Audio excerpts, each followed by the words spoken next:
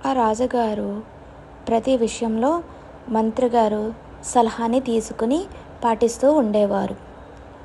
ఒకానొక రోజు రాజుగారికి చెయ్యి తెగింది. ఇది మంత్రిగారితో చెప్పగా అప్పుడు మంత్రిగారు ఇలా అన్నారు, ఏదైనా మన మంచికేనండి అన్నారు. అప్పుడు రాజుగారికి కోపం వచ్చి, నా చెయ్యి తెగిందే అంటే నీవు ఏదైనా మంచికే అంటావా అని రాజుగారికి చాలా కోపం వస్తుంది. అప్పుడు రాజుగారు ఇలా అంటారు, భటులారా రండి, ఈ మంత్రిని తీసుకువెళ్ళి కారాగారంలో వెయ్యండి, అప్పుడు ఈ మంత్రికి బుద్ధి వస్తుంది అని రాజుగారు చెప్పగా భటులు తీసుకువెళ్ళి మంత్రిగారిని కారాగారంలో పెడతారు.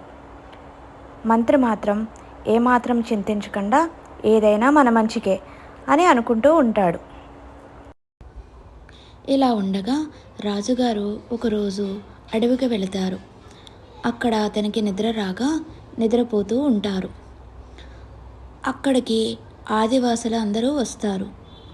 అప్పుడు ఆ ఆదివాసులు నిద్రపోతున్న రాజుగారిని చూసి, రాజుగారు ఇక్కడికి వచ్చారు, ఇప్పుడు మన అడవిని కూడా అతనే తీసేసుకుంటారు అలా వాళ్ళందరికీ అనిపించి అప్పుడు వాళ్ళు రాజుగారిని చంపేద్దాం అని అనుకుంటారు. రాజుగారిని చంపుదాం అనుకునేసరికి రాజుగారు చేయి తెగుదాం చూస్తూ ఉంటారు. అప్పుడు వాళ్ళందరూ అనుకుంటారు రాజుగారిని చంపకూడదని, ఎందుకంటే వాళ్ళ ధర్మం ప్రకారం ఎవరికైనా సరే దెబ్బ తగిలితే వాళ్ళని చంపకూడదు అని. ఇదంతా ఇలా జరుగుతూ ఉండగా రాజుగారికి మెలకువ వస్తుంది. రాజుగారికి జరిగిందంతా చెప్తారు.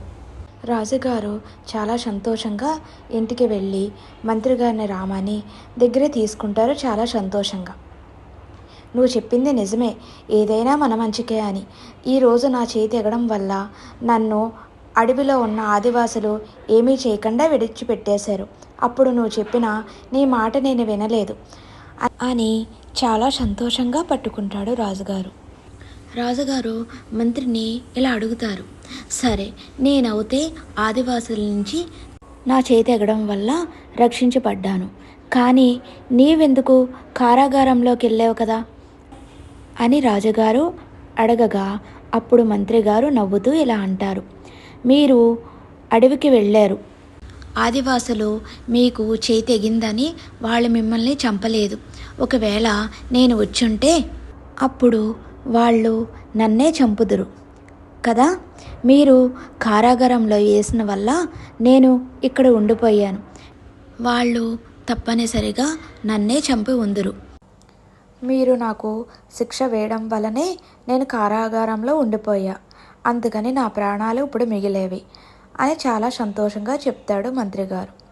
అప్పుడు రాజుగారు చాలా సంతోషంతో మంత్రిగారికి కానుకలు ఇస్తారు. అందుకే మనం ఎప్పుడు ఏది జరిగినా మన మంచికే అని అనుకోవాలి. చూశారు కదండి, ఈ కథలో నీతి ఏమిటంటే మన జీవితంలో కూడా ప్రతిదానికి చింతించకుండా పాజిటివ్గా ఉంటే మనకు కూడా మంచి జరుగుతుంది. అంతా మన మంచి కోసమే అనుకోవాలి, అప్పుడు మనకి ఎప్పుడో అప్పుడు మంచి జరగవచ్చు.